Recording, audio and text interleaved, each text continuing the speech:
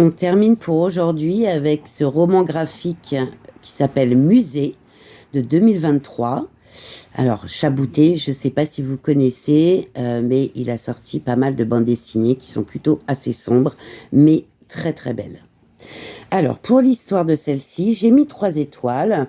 Alors, entre les statues de marbre et les tableaux de maître, les visiteurs du musée d'Orsay posent tantôt des yeux admiratifs, tantôt un regard perplexe sur les chefs-d'œuvre qui bordent les allées.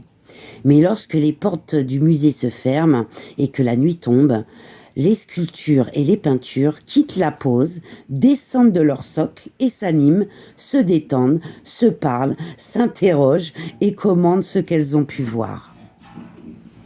Pour le dessin, eh bien écoutez, j'ai mis 3 étoiles. On est sur du noir et blanc. Donc le trait est assez épais, hein, comme vous pouvez le voir. Mais je trouve ça terriblement intéressant et très très sympa. Vraiment. Très très joli. Ça change en fait. C'est une autre façon de voir le musée d'Orsay, tout simplement.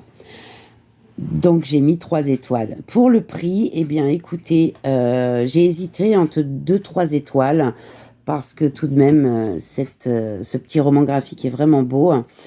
Donc on est à 23,9 € et vous pouvez la retrouver à moins de 10 € en occasion. Donc c'est tout de même intéressant. Pour le plaisir de le lire, eh bien écoutez, j'ai mis 3 étoiles également. On a très peu de texte dans ce roman graphique, mais c'est vraiment un livre de qualité. On est entre l'humour et la poésie. Et c'est vraiment une réflexion sur notre rapport à l'art. Donc vraiment, je vous recommande ce roman graphique qui est très très sympa. Et ben voilà pour ce dimanche. Je vous souhaite une bonne journée. Et puis, je vous dis à plus tard. Bisous.